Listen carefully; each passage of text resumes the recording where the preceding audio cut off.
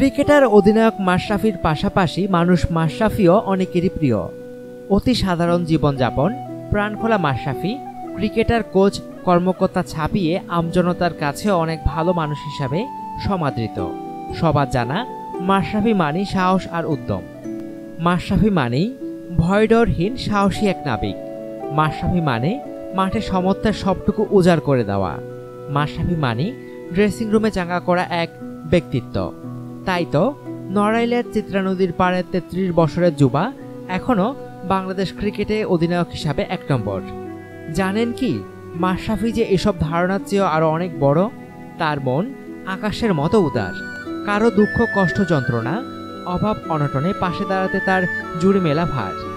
অপরের দুঃখ যন্ত্রণায় মাশরাফির মন যে কতটা কাঁদে, কারো দুঃসময়ে সাহায্য করতে তার মনটা যে কত উদার, তার একটা জ্বলন্ত উদাহরণ জানুন।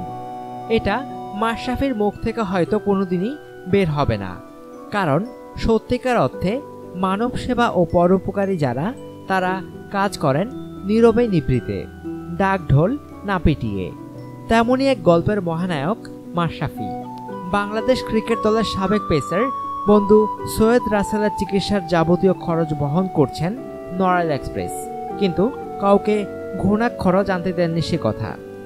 লিজেন্ডস অফ রূপগঞ্জ ও শেখ জামালের ম্যাচ শেষে এই কথা জানালেন মাশরাফির সাবেক সতীর্থ ও জাতীয় দলের সাবেক পেসার সৈয়দ রাসেল। বলার অপেক্ষা রাখে না, একসময় জাতীয় দলের অপরিহার্য সদস্য ছিলেন সৈয়দ রাসেল। গতির উপর নির্ভর না করে নিখুঁত মাপা লাইন ও লেন্থে বল ফেলা এবং উইকেটের দুই দিকে সুইং করাতে ওস্তাদ সৈয়দ রাসেল মাঝের কয়েক বছর বাংলাদেশ দলের অন্যতম সেরা বোলিং নির্ভরতা ছিলেন।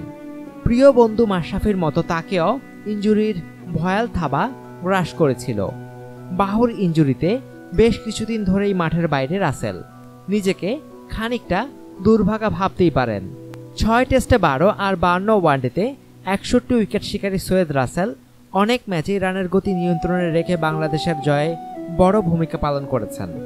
কিন্তু ইনজুরিতে পড়ে গিয়ে সে অর্থে বোর্ড ও পৃষ্ঠপোষক কারোরই সাহায্য মেলেনি। অনেকেরই চিকিৎসার পেছনে অকাতরে অর্থ বরাদ্দ হলেও কেরিয়ারের স্বর্ণ সময়ে পেছনে ফেলে আসা সৈয়দ রাসেলের পেছনে সেই অর্থ খরচ করেনি বাংলাদেশ ক্রিকেট বোর্ড।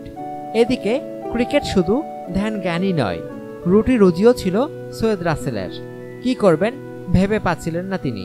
সেই ২০১০ সালের জুলাই থেকে জাতীয় দলের বাইরে। এর মধ্যে ইনজুরি বাধা হয়ে দাঁড়ানোয় ক্লাব ক্রিকেটে অংশগ্রহণ প্রায় অনিশ্চিত হয়ে পড়েছিল। মাঝে কোমরের কঠিন ইনজুরি সারাতে না সারাতেই পড়লেন বাম কাঁধের ইনজুরিতে। যে বাম হাতে বোলিং করেন সেই কাঁধের ইনজুরি। ধরে নিয়েছিলেন অস্ত্রোপচার করা লাগবে, কিন্তু চিকিৎসার জন্য দরকার মোটা অঙ্কের টাকা। থাইল্যান্ডের রাজধানী ব্যাংককে অপারেশন করালে অন্তত ৮ লাখ টাকা দরকার, আর ভারতের মুম্বাইতে করলেও ৪ লাখের কমে হবে না। কোথায় পাবেন এত অর্থ?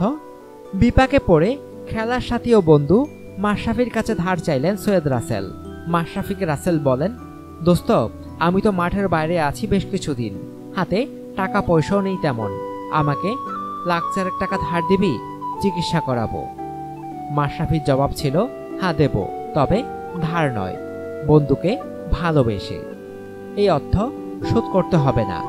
এভাবেই বন্ধুকে ভালোবেসে ৪ লাখ টাকা সৈয়দ রাসেলকে দেন মাশরাফি। এদিকে মুম্বাইতে চিকিৎসা করাতে গিয়ে তত টাকা খরচ হয়নি রাসেলের। ডাক্তার পরীক্ষা নিরীক্ষা করে জানিয়ে দিয়েছেন অস্ত্রোপচার লাগবে না, এমনি ওষুধ খেলে সেরে যাবে। দেশে ফিরে মাঠে নামার প্রস্তুতি নিচ্ছেন সৈয়দ রাসেল, কিন্তু ইনজুরি পিছন ছাড়ছে না। প্রথমে ক্যাম্প আর এখন গ্রোয়েন ইনজুরি ভোগাচ্ছে, তবে বোলিংয়ে সমস্যা হচ্ছে না। রাসেলের আশা গ্রোয়েন ইনজুরি কেটে গেলে ঠিকই মাঠে ফিরতে পারবেন। এদিকে লিজেন্ডস অফ রূপগঞ্জ থেকে পাওয়া পারিশ্রমিক দিয়ে বন্ধুর ধার শোধ করার ব্যর্থ চেষ্টা করেছেন রাসেল। মাশরাফি কিছুতেই আর সেই অর্থ ফেরত নিতে চান না। অনুগ্রহপূর্বক সংবাদটি শেয়ার করুন এবং খেলাধুলার সর্বশেষ খবর জানতে স্পোর্টস লাইট সাবস্ক্রাইব করে রাখুন। ধন্যবাদ।